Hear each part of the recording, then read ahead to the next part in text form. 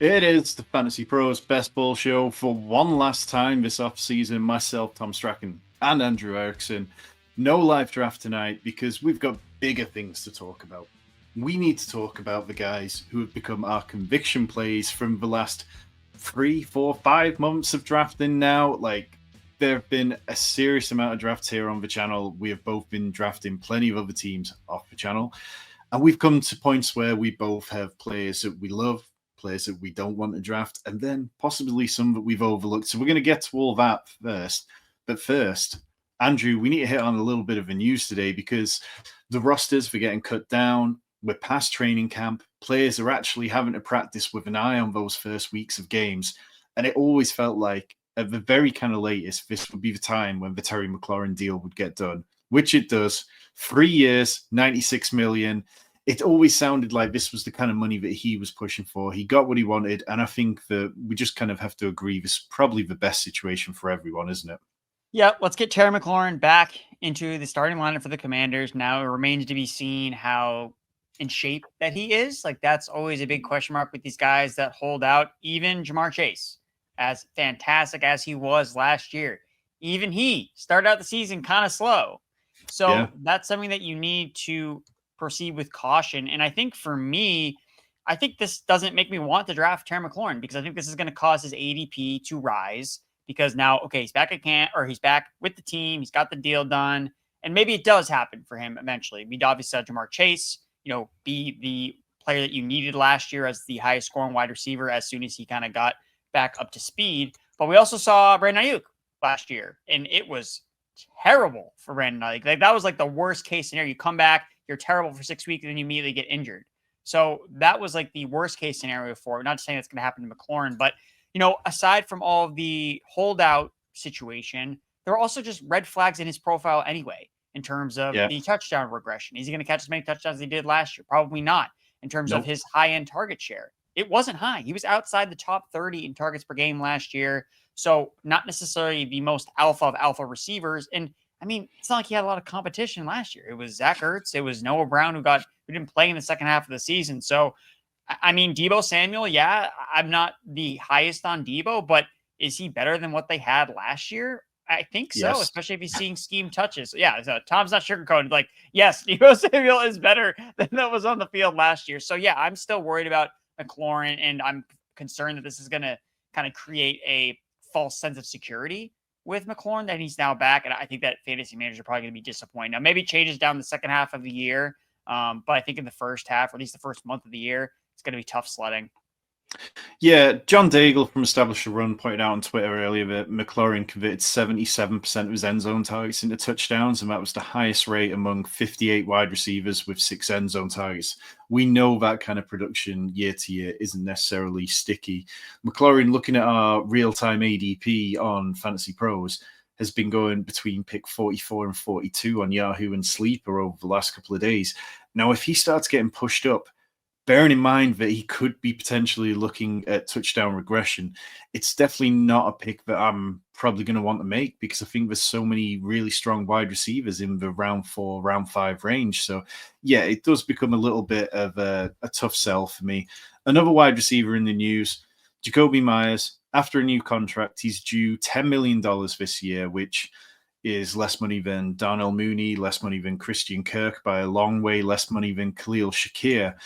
It's less money than Rashad Bateman, Darius Slayton. There's a whole bunch of these players who Jakobi Meyers has been more consistent than, I would probably say. And now he's sitting in that point where it's well, I'd like a raise. The Raiders say they don't want to give him a raise right now, but they don't want to trade him either. It sounds like they'll probably figure this out at some point, but it doesn't sound imminent. Andrew, you're a Patriots fan. Do you really want to see him come back to New England? Yes. I would love to see Jakobi Meyers come back to New England because before it was Demario Douglas manning the slot in the Drake May offense. Who was it at UNC? Some guy named Josh Downs. He was pretty good. He was pretty good with Drake May. So, I mean, I would think it would be a fantastic move to bring Jakobi Meyers back to the New England Patriots. We'll see if it gets done, but we know the Patriots have been very active in trying to acquire receivers through trade because besides guys coming off injuries, no one else has been able to get a contract or get them in the building. I still can't believe the Chris Godwin thing where he's still not healthy, and he turned down more money to stay with the Buccaneers than go to the Patriots, despite him not still being healthy. And of course, Stephon Diggs is coming off an ACL, so of course the Patriots rolled out the red carpet for Stephon Diggs at age 31 to come down and help catch passes from Drake May. So again, being tongue in cheek here, we're talking about Jakobi Meyers. I think this has to be related to what the McLaurin deal, because this kind of popped up out of the blue. I know that Meyers was entering a contract year, so naturally he's thinking about, okay, can I get this extended? I don't want to play on an expired contract because then you don't have like that injury guarantee if you get banged up. Well, who am I playing for next year? And he's not stupid. Like, he saw the Raiders invest in receivers in the draft. A lot of the conversation about Jack Bash has been, hey, he's going to be the next guy in 2026 that's going to take over Jakobi Meyers' role in the slot, some outside, inside versatility. So, I mean, if I'm the Raiders, I don't want to lose Jakobi unless they really feel confident that Bash is ready to go. But then you'd have, I mean, when they're operating in 12 personnel with the two tight ends with Bowers and Mayer, that means they're going to have probably two rookie receivers on the field, manning all the snaps, unless Trey Tucker is also someone that they're also high on. So if anything, it just gives credence to maybe some of these Raiders going late in some of these best ball drafts, even like Trey Tucker. Like, maybe he has an opportunity that we're not necessarily accounting for with some of the rookies. But yeah, I think that they'll probably get something done with him. But if someone makes a surprise move, I think the Patriots are kind of live.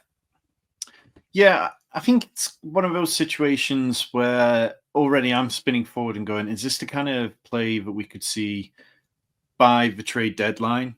Somebody needs wide receiver reinforcements. By that point, we get to a point where the Raiders, maybe the Raiders are good. Maybe the Raiders are in the mix, or maybe the Raiders at that point see writing on the wall and are willing to move him in order to have a bit more draft capital next year, because they are going to need to keep taking shots at wide receivers. Like, I know you mentioned Jack Besh, but like, the reports out of training camp haven't been great for him. Or yeah, if he does get paid, I imagine it's probably in that kind of 15 million a year range, probably not pushing up to like the 18, 20 million range, where a lot of more established players at a higher level are getting paid. Andrew, we are going to talk about some of our highest rostered players, but in a minute, I want to just take some of the questions because we've got loads of people with us over here on Twitch tonight. And I'm going to start with JFAR55. Hey guys, I'm in a 12-man PPR keepers league. I'm the 12th pick. Should I keep Barkley or Neighbors? I mean, you're getting some real value there between choosing Barkley or Neighbors at the 12th pick. And obviously, there's probably going to be a good chunk of talented players taken from there as well. Andrew, what's your lean, Barkley or Neighbors? I am not the highest on Saquon Barkley, so I will go with Malik Neighbors. How close is that one? Because that feels like a fairly tough one, because that's a bit better on Barkley, but you've got to kind of stick to what really feels best there. Yeah, and I'm not sure if they can follow up in the chat if this is a keep forever type of league where you could keep this player next year as well. It's like, again, if we're talking about 2026, I mean, Malik Neighbors could be wide receiver 1, depending on how things kind of shake out, how good Jackson Dart may or may not be. He could be drafted well ahead of Barkley next season. So I'm willing to take the shot on him here. Okay, let's move over to I'm Kobo. 8-team draft last night. First 3 picks: Lamb, Chase Brown, Neighbors. Took Brown over CMC, Achane, Henry, and Jacobs. Did I mess that up? I really wanted Chase this year, but I knew he wouldn't be there coming back around. But still thinking I should have taken CMC over Chase Brown. I mean, ADP would tell you that most people are higher on CMC than Chase Brown. But look, CMC's played more than 11 games once in the last 4 years. So if you're looking to really build a super team, which what you've kind of got to do in an 8-team league, I don't have a problem with somebody standing on conviction on a player like CMC, really. Andrew, would you have done that, or would you have just taken CMC? I mean, I probably would have taken CMC. Yeah, I think that's kind of the decision I would have made. I probably would have taken Achane too. I still think that he also has a really high ceiling. It looks like this calf thing was really more precautionary, although the Dolphins situation is somewhat not optimistic, I would say, is maybe the best way to describe it. There's definitely concerns about just the entire Dolphins vibes, but I think you're taking a swing for the fences. But I think that drafting CMC is a similar swing for the fences, right? Because if he's healthy, he's going to score a ton of points. Yeah, what I would say as well is that in 8-team leagues, it's a little bit easier to find that running back production because so many players are going to be left on waivers. So you could take CMC and then you just have to commit to being very, very active on waivers and accepting that it might mean that you are going to need to cut somebody who you feel better about if it means you can pick someone up off waivers after week 1 who looks like they're getting a good workload. Right, we'll take a couple more and then we'll circle back to some of these in a little bit. Trillo Kick. Hey guys, got a trade question. Full PPR 2 QB, tight end premium for keeper league, blah, blah, blah. Should I trade Bijan, Jakobi Kroski Merritt, and a 2026 fifth for Hampton, Pitts, and a 2026 first? Keepers can only get kept for 2 years before we go back into the draft. So you would get, so basically you're trading away Bijan now when you've only got 1 more year of use on him, as well as JCM and a fifth for Omari and Hampton, Pitts, and a 2026 first. I think that's worth it. If you, I mean, look, your team, which I'm not going to read out the entire team, but the team is a good team, and I think that you could compete this year and you'd stand a better chance with Bijan Robinson. But if you feel like there's any kind of weakness and you'd like to start looking towards 2026, then that's the kind of deal I'd do. I'd just maybe look for something else instead of Kyle Pitts.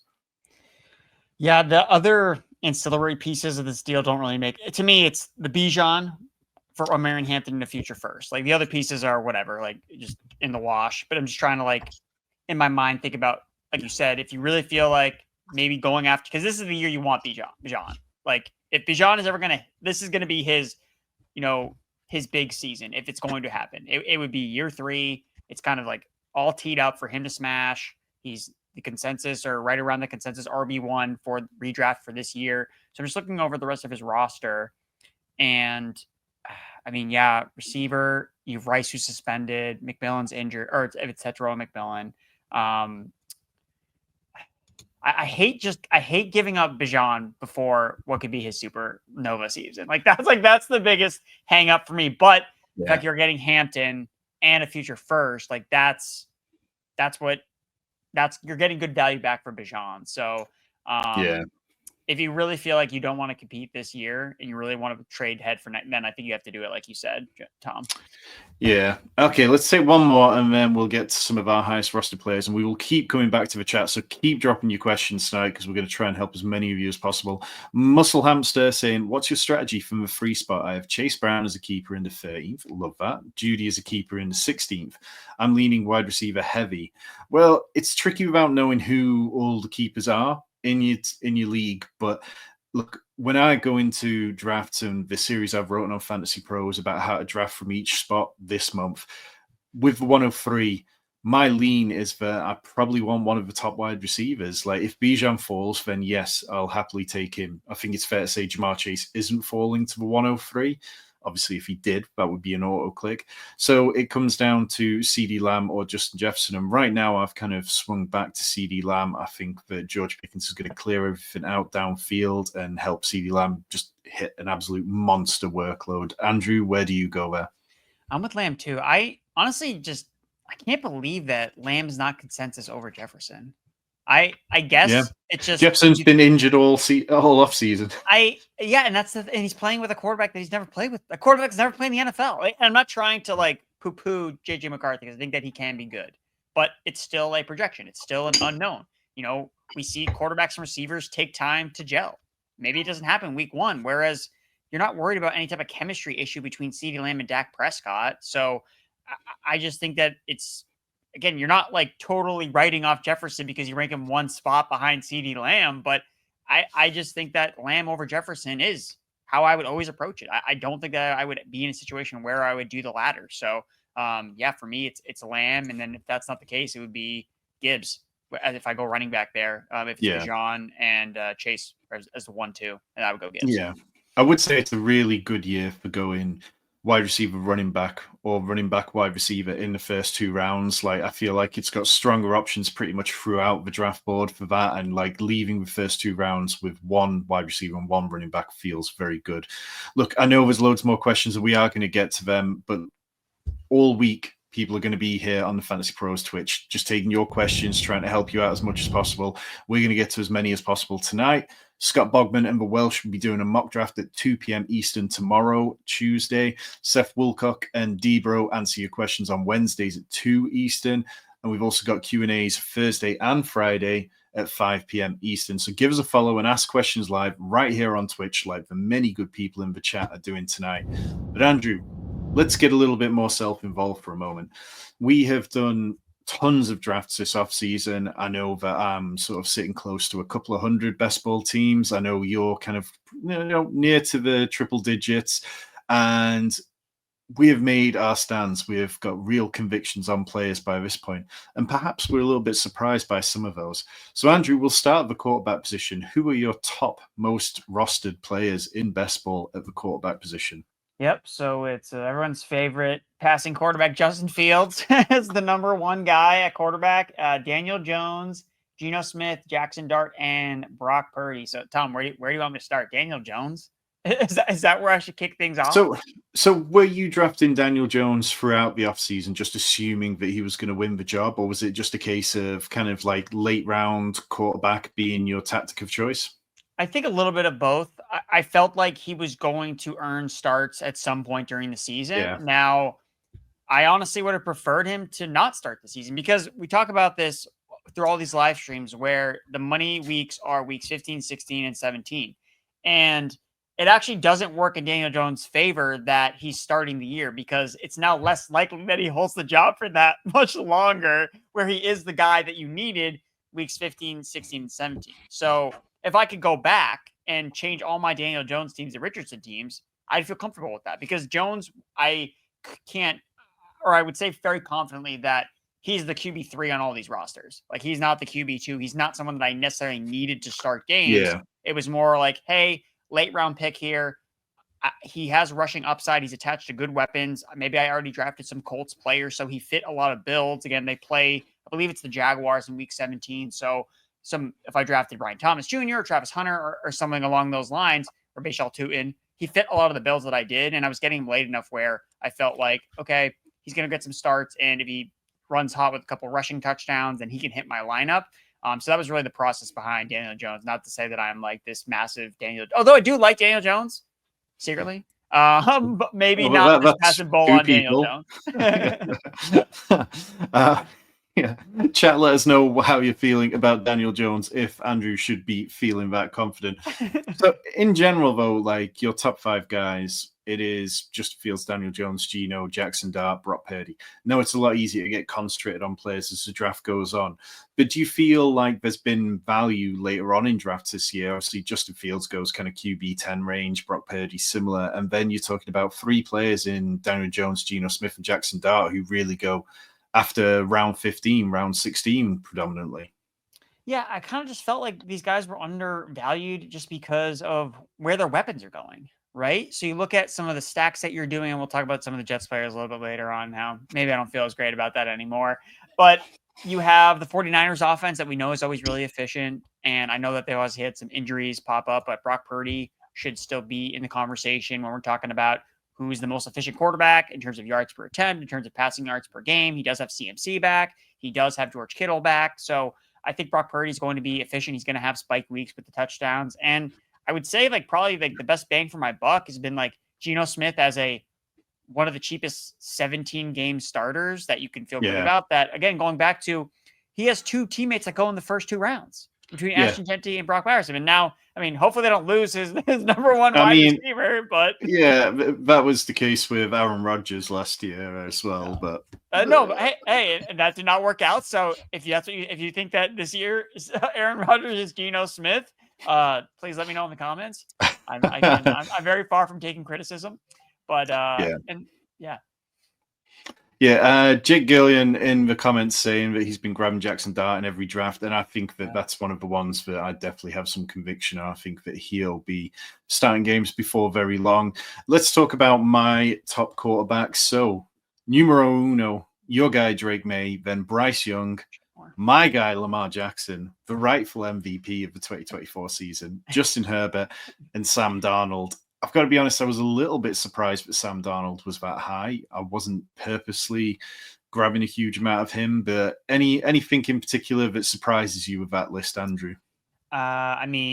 If you were to take a poll of who would have more Drake May, I'm sure that the voters would think it was me and not you. But now, of course, I'm on the wrong side of that. So I wish I had more Drake May. I do like the Bryce Young play. I think the Carolina Panthers offense is sneaky, and Bryce Young offers a sneaky fantasy football ceiling Well, that he showed we last year. talked about Bryce Young even on the very first best ball show that we did way back in May or late April. I can't remember now, where we talked about sneaky late round stacks, and that's always been the play for me with Bryce Young, that you could reach the 14th, 13th round, and if you didn't have a stack on your roster, it was very easy to put together a late Panthers one. Now, some of those may look a little bit worse if Adam Thielen suddenly ends up on the Vikings. But I'm willing to take that bet. And then Justin Herbert, I think, has been undervalued. I think we see him going into the season healthy this year, which makes a big difference. And I think that we'll see him rushing a little bit more. I don't think you're going to see, 35 yards a game, but I think we might see 30 yards a game, which is enough to kind of bring him closer to the gap with the dual threats. And then obviously Drake May, 35.1 rushing yards per game last year, and significant upgrades at coaching and wide receiver. So very much hoping for a real true breakout for Drake May. We'll talk running backs and then we'll get back to the chat and answer a bunch of questions. Andrew, your top most exposed running backs. Yep. So number 1 is Trey Benson, running back for the Arizona Cardinals, Rachaad White, Blake Corum, Breece Hall / Braylon Allen. So the Jets running backs, and then Josh Jacobs / Marshawn Lloyd. Got to pour one up for Marshawn Lloyd. I got sick to my stomach when I saw my exposure on Marshawn Lloyd. It's like Marshawn Lloyd. And the thing is, we've both done this 2 years in a row. And for 2 years in a row, it's been the little niggling injuries where you're just like, okay, yeah, but he can come back and he's the clear RB2. And the reports in training camp are so effusive. They love Marshawn Lloyd. And here we are. And oh man. Yeah, it's a pretty bleak one. But if you could go back, because obviously Marshawn Lloyd goes quite late, do you feel like, I guess that's the classic kind of one going, well, I wish I'd probably known about JCM, had a little bit more conviction in a guy like him. And obviously that's very easy to do. But how are you feeling about your Breece Hall, Braylon Allen exposure? Do you think that it's got a path to being able to pay off? Or are you kind of hoping that Breece Hall gets traded so it opens up 2 running backs on 2 teams? Yeah, I feel like that's bad that seems like it's the high end outcome for me, where that's how this really hits, is if Breece Hall actually does get dealt. But you don't draft guys in Breece Hall's range consistently banking on, well, I know that he's going to get traded and it's going to open up all these avenues for all these running backs to score fantasy points. Now, weird things happen and guys do get traded during the season. So it wouldn't be the first time that something like this ended up happening. And you can try to galaxy brain and think, well, Breece Hall have a really low advance rate. So that means when he pops off in the fantasy playoffs, I'll do really well.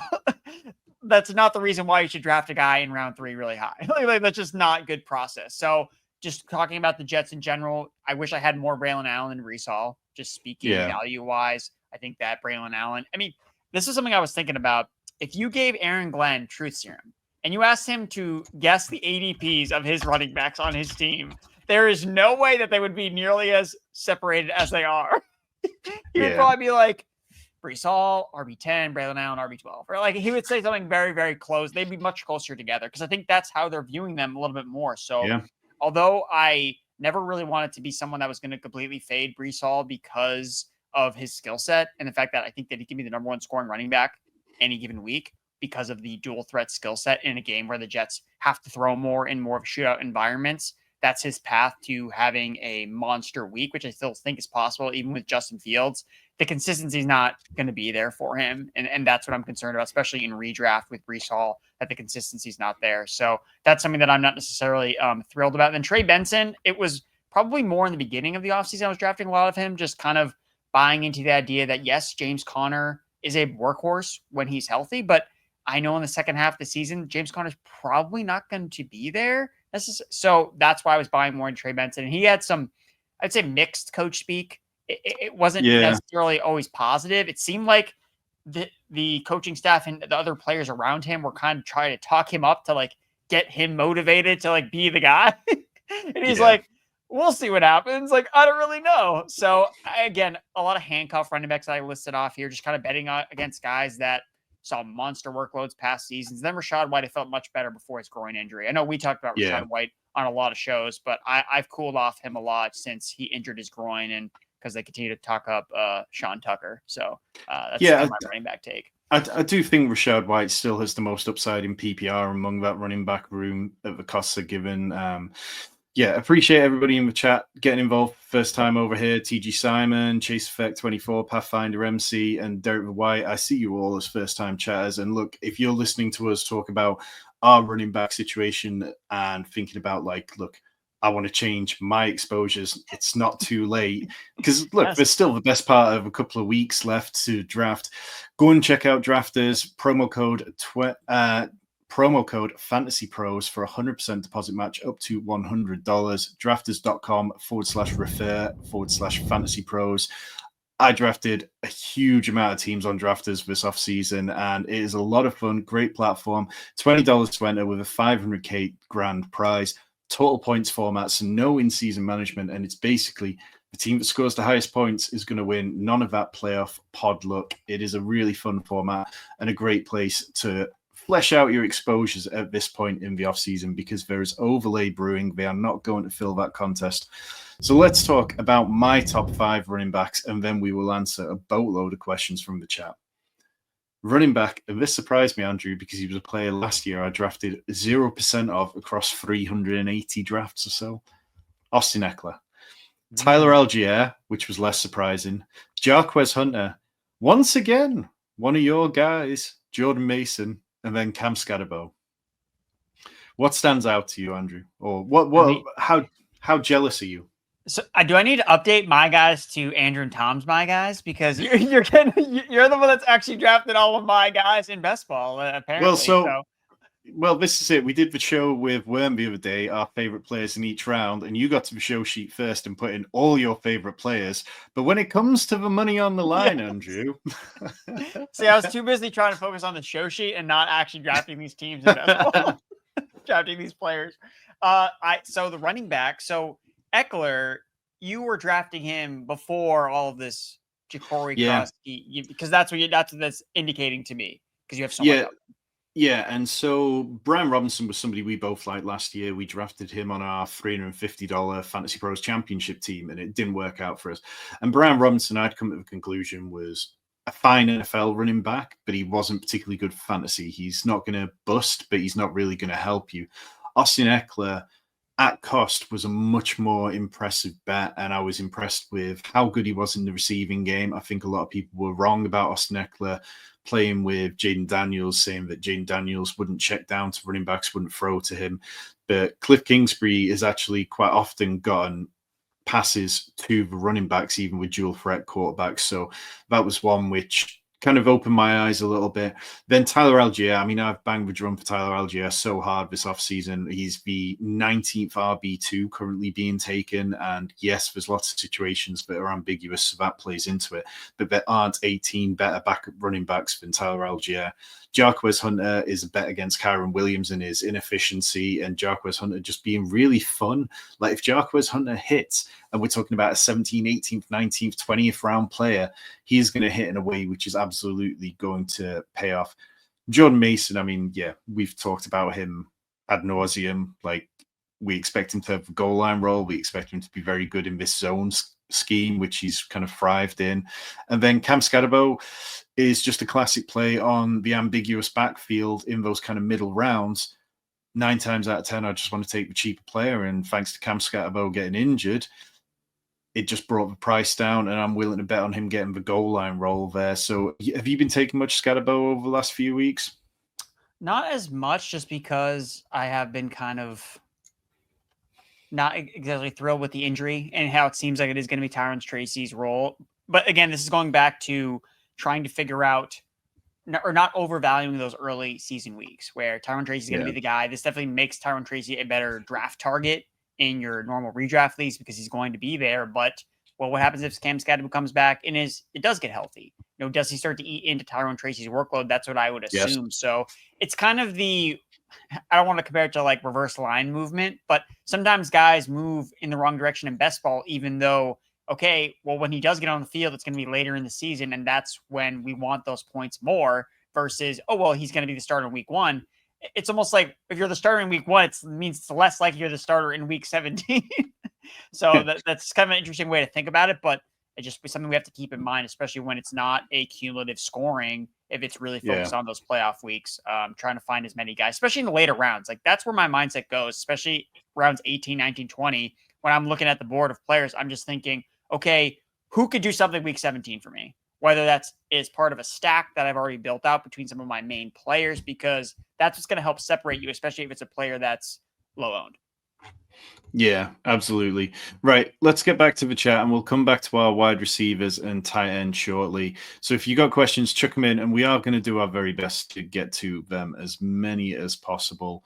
Where was the one that I was going to start with? We had Coltrane Gaming, just wanted to hit on quickly his top quarterbacks. Number 1, Baker Mayfield at 28%. Number 2, Stafford. And number 3, Hurts. So really scooping some potential value on Stafford if that works out. Jalen Hurts at 16%. I think that's so much potential to pay off. That tier seems like it might not have been as good as it could have been. Let's go to Koa A. She asked, please rate my team. I'm in a full PPR, 10-team league. CD, Jacobs, Lamar, Kyron, Garrett Wilson, Loveland, DK, Pacheco, Myers, Keenan Allen, and Higgins. Good luck to you, gents, this year. Truly appreciate that. I mean, look, you got Colston Loveland, you got Lamar Jackson. It's going to be very hard for me to dislike that. I think when you look at the running back position here, with Josh Jacobs, Pacheco, Kyron, you can poke a little bit of holes in there. I think maybe I'd be looking for somebody off waivers of a running back position. Andrew, anything else you're seeing? Yeah, I think that's probably how I would maneuver it as well. I'm not sure Higgins right now is the best bench space for you, just based on the running backs that you currently have on your roster. And Higgins might be more of a slow burn for the Houston Texans, just a matter of how quickly he's going to get onto the field. Seems like they like Xavier Hutchinson in his starting role, but we know Higgins as a second-round draft pick, he is going to eventually see a bigger role in this offense. But I can just imagine week 1 comes by and hey, I need a running back. Higgins is probably being the first guy you're probably going to cut, just because of the way that things are kind of constructed here, whereas everyone else kind of has their confirmed roles. I think even potentially Keenan Allen could be somebody that if you're not happy with the role early as well. But yeah, it's a fun team. I would be aggressive on waivers for running back. I do like the Lamar Loveland pairing. I think that's when you're doing elite quarterback and a late round tight. I mean, the late round tight end, it's Tucker Kraft, Tyler Warren, Colson Loveland. Like that's the strategy. Single time. That's the strategy. Yes. Okay. Let's go to TJ Simon. Hey guys, Michael Pittman Jr. is on waivers. Should I drop Matthew Golden or Roma Dunze for Michael Pittman? Andrew. No, I don't think so. No. He's not going to move. He's not going to move the needle. Pittman is a floor guy that you throw in when you need somebody, but the ceiling's not going to be realized with Daniel Jones or really any of these Colts quarterbacks. So, yeah, I think you got to keep Golden Odunze, who could be massive level jumpers, whereas Pittman is just the floor. Yeah, very much so. I like Michael Pittman, but not at the cost of those guys. TCB relentless with the next question. 10-team half PPR auction league, 1 QB, 2 wide receiver, 1 flex. How did I do? Purdy, Dak, Bucky, Hampton, Trevion, Pacheco, Long, Tatoria, Devonta, Pickens, Pearsall, Egbuka, and Bowers. Who's Long there? That's the one that's confusing me. I'm not sure. That's the one I was hoping you would. Well, I think. Let us know in the chat. Chat, help us, please. Who is Long? My mind goes to Jake Long, but he was like a tackle, right? Yeah. In general, though, the team, look, with Purdy and Dak at quarterback, I think you're set. You don't need to make any moves there. Bucky, Amari, and Hampton, Trevion, Pacheco, there's a really nice mix of volume and rookie upside. And then at wide receiver, Tet, Devonta, Pickens, Pearsall, Egbuka, those are all breakout candidates. And then Bowers, definitely reasonable. Trillock? Drake London, there we go, in the chat. I'm not sure how you got. Okay, so Trillock London, also said Long. Hunter Long, who is actually a player. But yes, Drake London, all of a sudden that goes from pretty good team to very good team. You crushed that one. Let's go Pathfinder MC. If you had to pick one in standard scoring, who would it be? Josh Jacobs, Kyron Williams, or Jonathan Taylor? I guess you're kind of talking potentially touchdown and just pure rushing, really, then. JT for me. Yeah, Jonathan Taylor. Like, I'm a bit down on Jonathan Taylor in general because I prefer other options in the second round. But in a standard scoring league, I think I'd be okay with that one. We'll take two more questions, then get back to our highest exposed players here. We've got Axel DeG. Good to see you here, dude.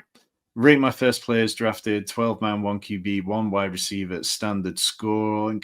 I started Genty, Josh Allen, JSN, Garrett Wilson, Pollard, McMillan, Pickens, Jordan Mason. Did I choke reaching for Josh Allen? You didn't choke, man. Look at this roster. I don't know how you can look at this roster and feel anything but good. So, yeah, very much okay with that one. Right, one last one, and then we will come back to some more. JChow73, first best ball draft, had the 8th pick, wide receivers, Nico, MHJ, Debo, Addison, Reed, Tesla, Coca, Noel, Austin, running back, Trevion, Cuba, Bill, that'd be JCM, Benson, Giddens, Akers. Well, Akers got cut today, so that one stings a little. Brock Bowers, Hunter Henry, and then Drake May, just JJ McCarthy, Daniel Jones. How do I do?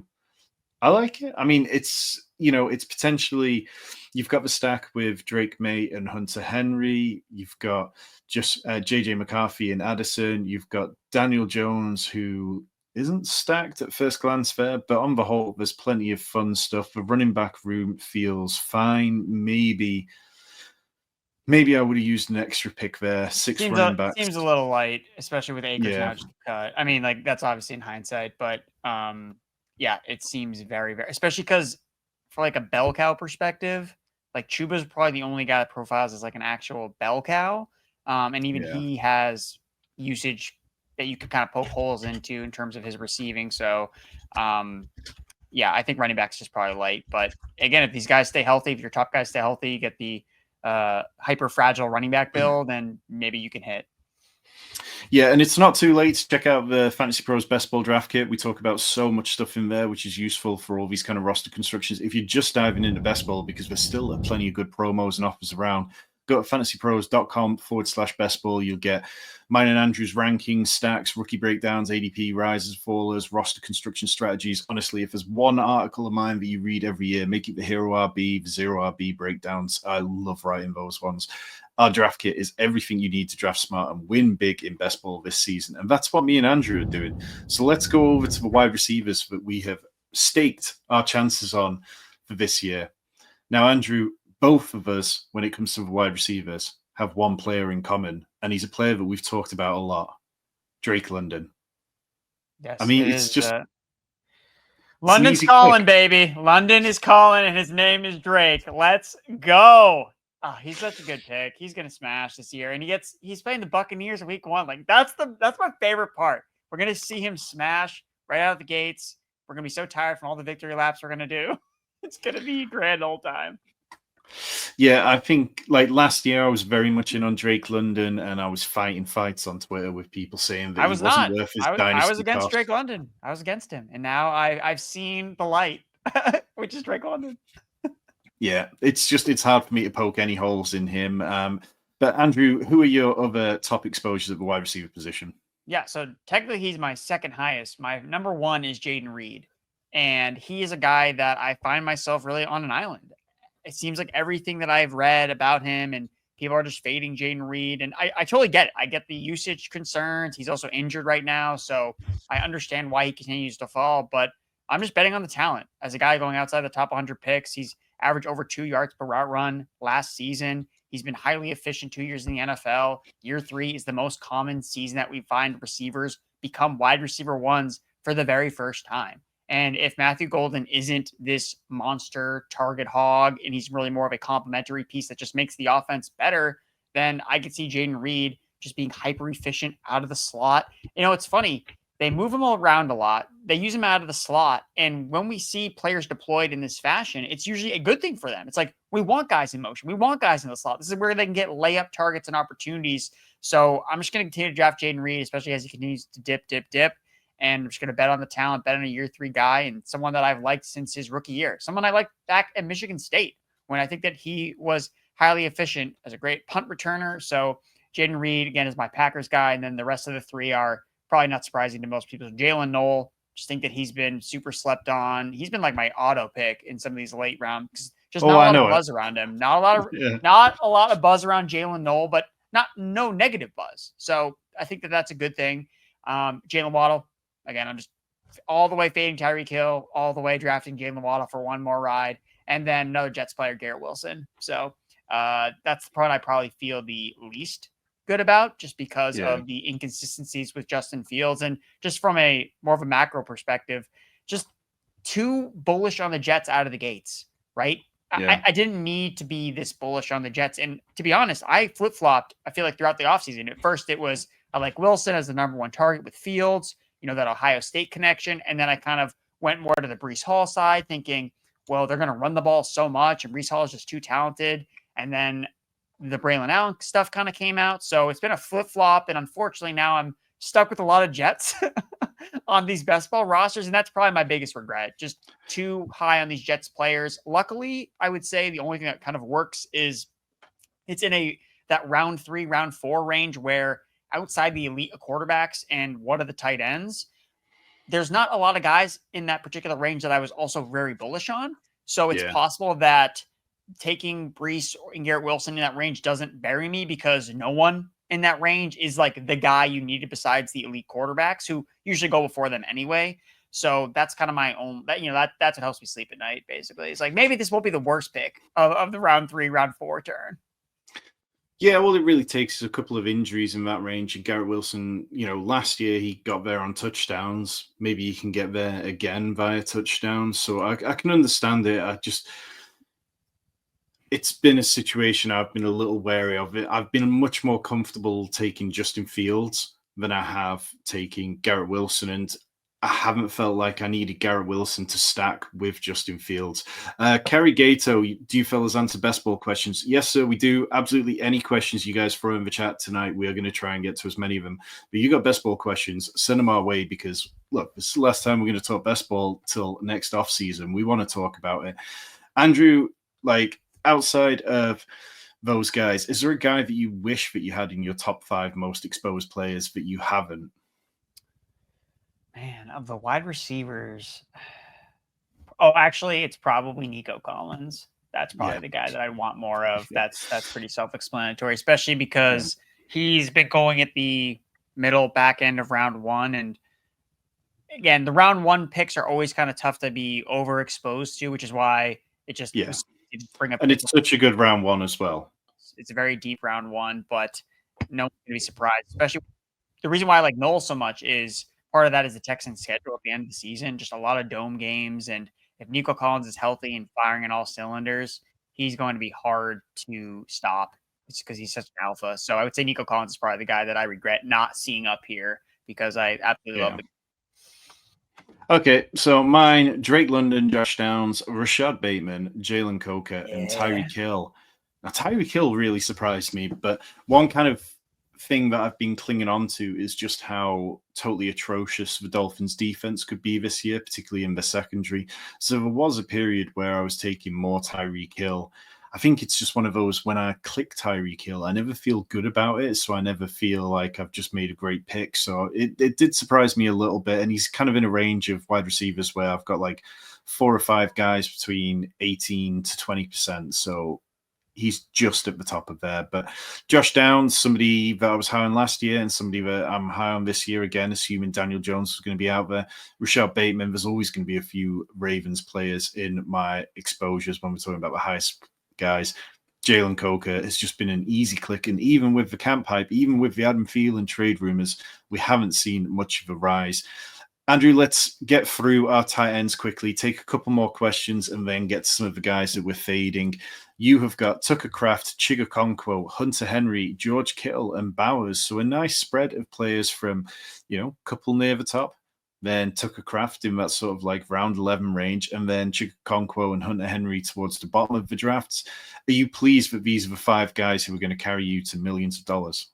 I like these guys here, especially Tucker Kraft at the top. I like the veterans that I have, but I don't have nearly enough of the rookies. That's the big that's what's missing here, is more Tyler Warren and more Colston Loveland.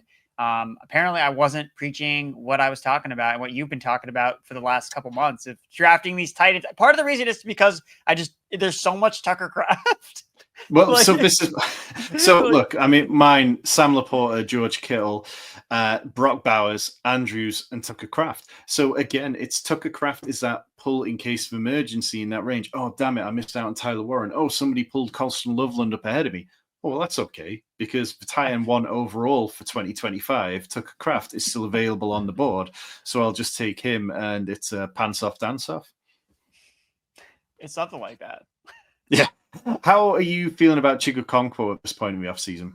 I feel pretty good about him. I think that the preseason usage has been pretty encouraging for him, and we know that 50% of the battle with these tight ends is just, are you running enough routes? Are you seeing enough opportunities in your offense just to produce? We know that he can be a yards after the catch savant. He's flashed that at times during his NFL career, and I think that makes me most bullish on him was just how he finished the end of last year. Like, people forget that Chig Okonkwo finished the season on a very high note to end the end of the 2024 season, and the year before that. And the year before that. But you have a carryover of the same play caller.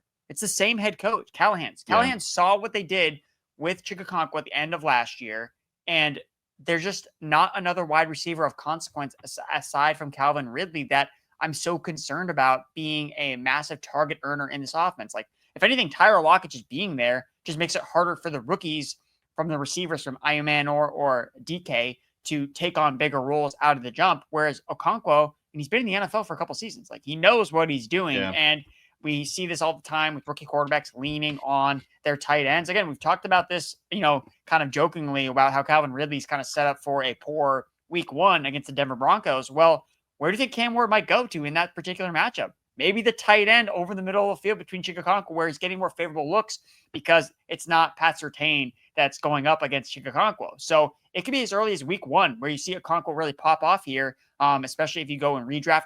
When we're talking about week 2 waiver wire, who's going to be the number one tight end added? Chig Okonkwo. There you go. Well, if there's one thing that the 2024 waiver wire taught me, it's that you can find a good, reliable tight end who pops in week one and doesn't kill you in the way that Isaiah likely did. Look, right, let's move on, and we're going to get to some questions in a second. But if we don't get to your questions tonight, remember that Scott and the Welsh will be doing a mock draft tomorrow at 2 p.m. Eastern over here on Twitch. Remember that Seth and Debro will be here on Wednesdays at 2 p.m. Eastern, answering questions for as long as they possibly can. And then we've also got Q&As Thursday and Friday at 5 Eastern. So make sure you are over here, twitch.tv/fantasy pros. We'll take some of these and then we'll talk some fades before we get out of here. Jake Gillian, who are this year's Chase Brown and Chuba Hubbard of the running backs? Had a lot of them last year and did well. Andrew, I'll give you a couple whilst you peruse this one for a moment. What about Damian Pierce and Dylan Sampson? Damian Pierce, Joe Mixon is not coming off the NFI list before the deadline, which means he's out for at least the first 4 weeks. I like Buddy Marks as much as the next nerd in this sort of area of the industry, but Damian Pierce possibly has a leg up. Nick Chubb, I'm not buying the explosivity or anything around that.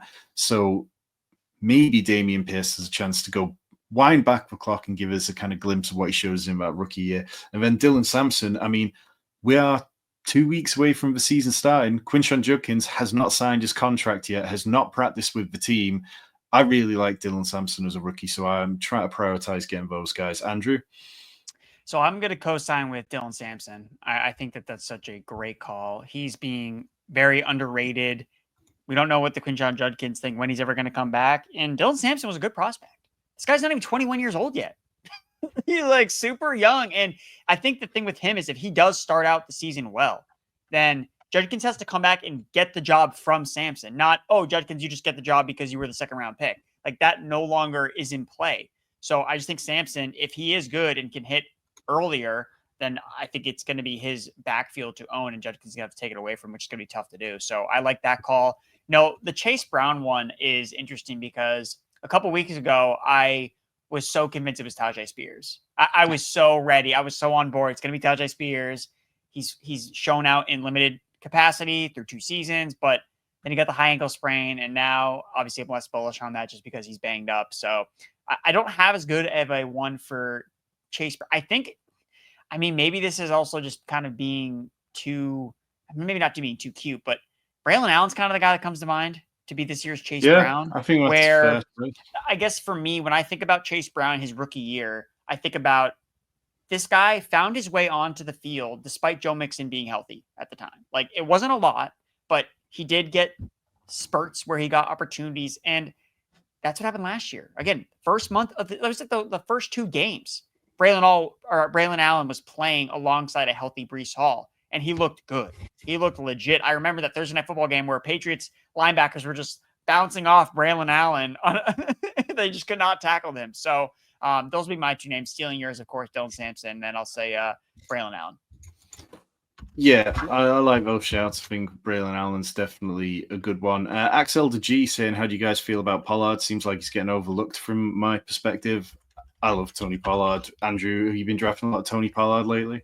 I've been trying to catch up because, like I said earlier, was very high on Spears. He gets banged up, and I don't think that you've seen the market adjust enough to now what Pollard's projected workload looks like at the beginning of the season. We'll see if he can keep it up eventually when Tajay Spears comes back. But, I mean, week 1, week 2, week 3, it's going to be him and Julius Chestnut in that backfield. I know Khalil Mullins also got banged up. So Tony Pollard, although matchups aren't great, he's going to see a lot of volume. So he should be a good pick. I've been quite aggressive on Tony Pollard. I've been pulling him up in ADP over the last couple of weeks and feel pretty good about it. You know, came off his 3rd straight 1,000-yard season, had career highs in 70-plus yards per game last year. I really like Tony Pollard. I think he's going to have a perfect situation for a strong run-out to start the year.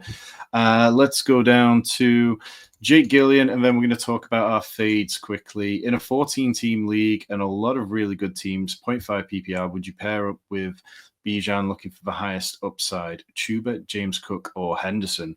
I think the highest upside is probably Trevion Henderson, surely.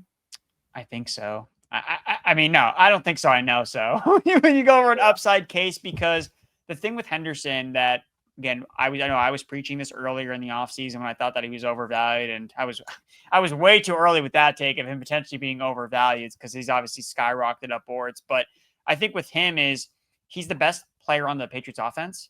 And when you kind of fit that role, it's just the Patriots can say what they want and try to maintain his touches. But as long as he's healthy, they're going to have to feature him as much as they possibly can. And it reminds me of a situation where it was McDaniels. I think that he was coaching. It was Deion Lewis, where it was just the way the backfield shook out. And for a 10-week period, Deion Lewis was like the 2nd highest scoring running back behind Todd Gurley. And it's just because it wasn't the plan going in, but at the time it just worked. He could operate on all 3 downs. Henderson can do that, but it's a matter of can he handle this type of workload throughout the year? So I think maybe at least down the line, if they feel confident enough in him, I think he does have the highest ceiling. I mean, Chuba Hubbard isn't involved in the passing game. And James Cook, I mean, he scored how many touchdowns last year and was not a top 5 running back? Yeah, and he wasn't a top 5 running back. So I think 40% of his points came from touchdowns. Yeah, like the highest amount of a top 24 running back. So Cook has definitely the highest floor, in my opinion, because he plays on a good offense. Like, he's going to see high value touches. He's going to score. I think he'll still score double-digit touchdowns, just not to the extent of last year. But Henderson is definitely the ceiling play here. Yeah, absolutely. Just give me the pass catching running back in a Josh McDaniels offense. I think it can be that simple. Andrew, let's quickly touch on our fades. So here some guys who I'm at below 5%. We'll cover all the quarterbacks, running back, wide receiver, and tight end in one foul swoop, and I'll let you ask which you can single one player out from my list, and I'll do the same. So at quarterback, Anthony Richardson, CJ Stroud, Bo Nix. I'm below 5% on all of them and every player in this list. Aaron Jones, Alvin Kamara, Breece Hall, AJ Brown, Amon Ra, Brandon Ayuk, Goddard, Isaiah Likely, and Mike Gesicki. So I guess I'll ask you about Bo Nix because, again, I'll spoil my quarterback list. So I have Jared Goff, Joe Burrow, and Bo Nix. So I also have Bo Nix in mine. And I really don't have I feel like I don't have a good reason for it because I can understand the case and appeal for Bo Nix entering year 2, but I want to hear if you have another reason why. Yeah, so Bo Nix obviously gave us a bit of a rushing production that we look for in this day and age from quarterbacks, and it was good. It was definitely useful, but it also felt like maybe it was pushed up a little bit by the 4 rushing touchdowns he got. I wasn't sure whether that was necessarily going to be repeatable or whether it was a case of they just needed to because their running game wasn't particularly good last year. In general, I just feel like he's pushed into a range of the drafts where I like the wide receivers, I like the tight ends, and I like the running backs. Like, you look at the exposures I've got, and you can kind of see those are guys. Generally, with my fades, like, it's where I'm going with other positions, like the running backs, Aaron Jones, Kamara, Brees Hall. Those are all areas where I like the wide receivers differently. Tight end, it's nothing against Goddard. It's just that I like Tucker Kraft, Colson Loveland, Tyler Warren. So yeah, it's generally that. Let's talk about your fades quickly before we need to get on to some listener draft reviews. Yeah, so like I said, so Goff, Burrow, and Bo Nix are the quarterback. So just Goff and Burrow is mostly just because just fade the expensive pocket passers, and if they burn me, they burn me. But just that's the process I try to follow. Running backs, Saquon Barkley, talked about him already. Chuba Hubbard, just not necessarily in love with the lack of receiving upside with Rico Dowdle and Trevor Etienne. I think they're going to play some roles in those types of things. And also, again, going back to the range that he goes in, just like some of the receivers a little bit more, and also some of the rookie running backs go in that range. And then Tony Pollard, I talked about, that one I feel bad about. Like, I wish I had more of him. I'm just hoping that maybe he fizzles after the second half of the year and the early season production doesn't necessarily kill me. At wide receiver, Amon-Ra St. Brown, Tyreek Hill, and DK Metcalf. I've just gone in a completely different direction in round one than Amon-Ra. I'm 100% fading Tyreek Hill, which is why I'm 100% in Jalen Waddle. So I could be the smartest guy in the room, or this could just be one of the worst takes ever, but I'm all in either way. So we'll see what ends up happening. And then Metcalf, I mean, when have you ever needed to draft Arthur Smith's wide receiver one? Well, when have you never needed to draft DK Metcalf? Like, I was chatting with Matthew Berry last week, and he had some great stats about this, and he was talking about how DK Metcalf's only been a top 20 wide receiver once, and yet he consistently gets drafted there. And in fact, Kyle Dvorak of Roto World has a great kind of perspective on this. He's like, people like to draft DK Metcalf because he looks like such a freak athlete. The reality is, in fantasy football, DK Metcalf rarely lives up to what we kind of hope from him. And going to a low volume offense like that one is definitely not the way to go forward. Look, we're an hour into the show and we haven't gotten to any of our listener submissions yet. So we're going to hit on a couple of these draft reviews very quickly. Producer Seth, let's see what the first one is. So this one is a DraftKings team, and it is a 3-6-8-3 team with Josh Allen, Devin Achan, Isaiah Pacheco, Brian Thomas, Devontae Adams, Jalen Waddle, Tucker Kraft. I mean, we know this direction this is going. Juwan Jennings, Drake May, Rashid Shaheed, Cam Scadabo, Ray Davis, Kyle Williams, Hunter Henry, Jalen Wright, Mike Gesicki, Joe Flacco as QB3, Jalen Naylor, CPAT, and then Chisholm as the last wide receiver. So, I mean, Cordarrelle Patterson got cut recently, didn't he? So that's one which looks a little bit flaky. I'm not sure on a Josh Allen team that I would have worried about taking Joe Flacco as my third quarterback because, I mean, Joe Flacco had some really fun weeks over the last couple of years, but if Joe Flacco's outscoring Josh Allen, it probably means that you're outperforming compared to other teams who didn't take Josh Allen in the third round. But anything else stand out to you, Andrew? No, I think that those are kind of the main points. I like how they started their draft for the most part. So we can pick holes into the late round picks as much as we can. Again, also we don't know when this team was necessarily drafted. So some of this is some hindsight analysis where we know certain things that we didn't know at the time. But I would agree, Flacco probably not necessary when you have Drake May and you have Josh Allen.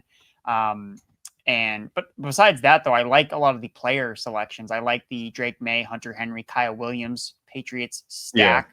I like that a lot. Obviously, Tucker Kraft is someone that we're a big fan. I love Jalen Waddle, Brian Thomas Jr., Devontae. And I do think that maybe with one of these later round picks, I would have tried to throw in a New York Jet or a Philadelphia Eagle, with some correlation with some of your top end players. And I think, Tom, correct me if I'm wrong, like that's kind of what I try to gravitate towards a little bit with late round picks is who are my stacks that I've already made out.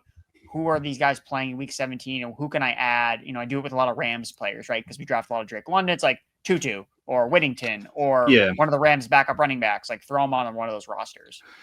Yeah, in general, once we get past kind of round 15, it's looking for how can I enhance my roster? And that can be in a number of ways. It can be going, okay, well, I need a player who can offer me this, but also saying these players at this area of the draft probably aren't going to turn into Kyren Williams or Puka Nacua. They're probably going to give me individual spike weeks or little areas of the season where they really pop in a decent way. So stacking them or team stacking them in kind of like an opposing team DFS mindset. That's generally where I'm going with that one. But I think it's a nice team. This was Phoenix Ossinglandale in the Discord. So do get in the Discord and head to the Best Ball channel if you want more Best Ball chat. But Seth, let's see the next team that we've got here. So this one is another DraftKings team. This was sent in from JChow73. Nico Collins, Brock Bowers, Trevion Henderson, Marvin Harrison, Chuba Hubbard in round 5, Deebo Samuel, JCM in round 7, Addison, Reed, Drake May, JJ McCarthy, Trey Benson, Hunter Henry, Isaac Tesla in round 14, DJ Giddens, Jalen Coker, Daniel Jones, Cam Akers in round 18, another one got by the Cam Akers bug, Jalen Noel, and Calvin Austin. How are you feeling about this one? Yeah, so you read through the names. I kind of feel like this is all over the place a little bit, so I'm just trying to digest it. I like the late round quarterback approach. 3 guys with some upside. Daniel Jones, okay, so clearly I'm the Daniel Jones bull on this show, so of course I have to like that pick. Noel, another great pick in one of the late wide receiver rounds. I would say that Tesla probably going a little bit early there at round 14. I would say, though, that in the back of my mind, I keep thinking that he might have a big week 15, 16, 17 type of stretch. Just, I don't know. I'm just getting vibes from him about that. So maybe that pick will end up looking really, really sharp. The receiver, so Nico starting off. Yeah, I think you have a good balance with Deebo potentially starting out the season hot and having Jordan Addison to can backfill some of that production if Deebo Samuel falls off a little bit. So I do like that. I would say kind of, we brought this up earlier, but not a lot of touches, I would say, with this running back groom. Chuba Hubbard is probably like your one bell cow. Henderson is obviously the upside play. Krosky Merritt, I think, is fair at that price. Obviously, it's definitely not as good as what we saw like a month ago or even a couple weeks back. He's been priced up significantly. So running back's definitely thin here, especially with Akers getting cut. Yeah, but there's some players I really like, but running back is the area where I look at it and I go, the double tap at quarterback made sense because it can feel easy, like you're getting shut out, and obviously you're stacking Drake May with Henderson. We talked about the pass catching stuff there. We talk, Addison and McCarthy obviously stack well together, but I think in that range, I would have been looking to possibly secure another running back. But in general, I think it's fairly well constructed. I just would have been, there's just little bits where I go, I maybe would have looked for something slightly different at this range. Seth, we got one more. I think we must have at least one more. Another DraftKings team, Brock Purdy, Jonathan Taylor, Chase Brown, Jamar Chase, George Pickens, Ricky Pearsall, Colston Loveland, Kenneth Walker, Emeka Egbuka, Travis Etienne, Javonte Williams, Christian Kirk, Kyle Williams, Joshua Palmer, Anthony Richardson, maybe for that late season hammer, JCM pick 185. So this must have been a little bit of time ago. Russell Wilson, Theo Johnson, Sean Tucker, Harold Fannin.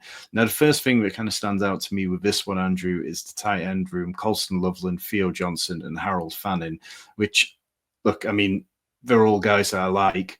I just think sometimes you have to think, okay, so now I've got 3 fairly thin bets. Like, as much as I like Colston Loveland, as much as like we've talked him up for a while, and I've definitely been beating the drum on that one, I think it's fair to say that, rookie tight ends don't always hit, even if we've seen more hit in the last couple of years. And so if you're pairing him with a 3 tight end build, one of those guys, typically I would be looking for a veteran, someone like a Hunter Henry or a Mike Gesicki or a Cade Otton, somebody a little more safe. But I think that it definitely represents a pretty big upside swing. How are you feeling on this one? Yeah, I think that this team is dying for Hunter Henry on it. I think that's what I'm thinking, just like from a steady body at the veteran tight end position. I think that he could fill in here. But overall, I really like this team. I think that the running backs are kind of loaded. They obviously invested a lot of capital into running back, but then you getting Jakobi Krosky Merritt so late is kind of like the cherry on top as your RB6. I think that it is RB6 or 7. So one of the late round running backs. I have not been drafting Russell Wilson at all just because I think that he's going to be a total 0 by the time we get to the second half. But they do have Anthony Richardson here. So I think that's, if any time that he plays games, he has a chance to outscore Brock Purdy. And you don't have to necessarily project that. So I like that you have Richardson as the upside play Purdy's a good pocket passer, and you have him stacked up with Ricky Pearsall, which I think is fantastic. I think to your point about having that tight end, if we maybe swapped out one of these running backs for George Kittle, would you like this roster like significantly more just based on who they were able to draft at running back? Like instead of, I mean, what they have ETN, Javon, probably like instead of Walker, probably George Kittle.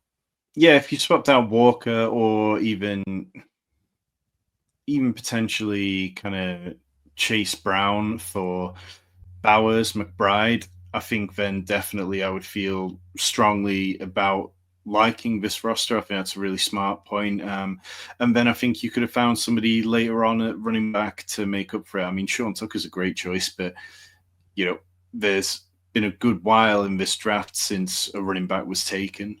By the time you kind of go past Javonte Williams, really not touching anyone for almost 100 picks. So very, very much with you on that mindset. Look, we have gone long tonight. We're going to take a quick couple of questions from the chat. And if we do not get to your questions, head over to the Fantasy Pros Discord and drop them in there. Tag myself, tag Andrew, and we will do our best to get back to you as soon as possible. TCB Repentless. Purdy or May at QB. I have Dak as my other QB. I know Purdy is ranked higher, but May has more upside, right? May has more upside. Yes. Yeah. I mean, I will say Purdy is probably going to have to throw a lot because their secondary doesn't look good, but I still lean towards Drake May. Enrico Palazzo, who do you think finishes higher? Trevor Lawrence, Drake May, or Michael Penix Jr.? Again, it's Drake May for me. It's Drake May. We are fully Drake May slappies around here. Properly. Gentlemen, I'm having a bench problem. I can't decide who to drop between Trey Burton and Scatterbo. Scatterbo. Yeah, so you got to drop. Yeah. Okay, got cap 70. Is taking Krosky Merritt in round 5 of the Dynasty Draft. Is that an extreme risk as a Commanders fan? Yeah. Round 5 is too This is because if you take him in a Dynasty Draft, what's going to stop the Commanders from drafting a guy in round 2 next year? Nothing. Yeah. Like that's like the big red flag with you cannot draft him this high.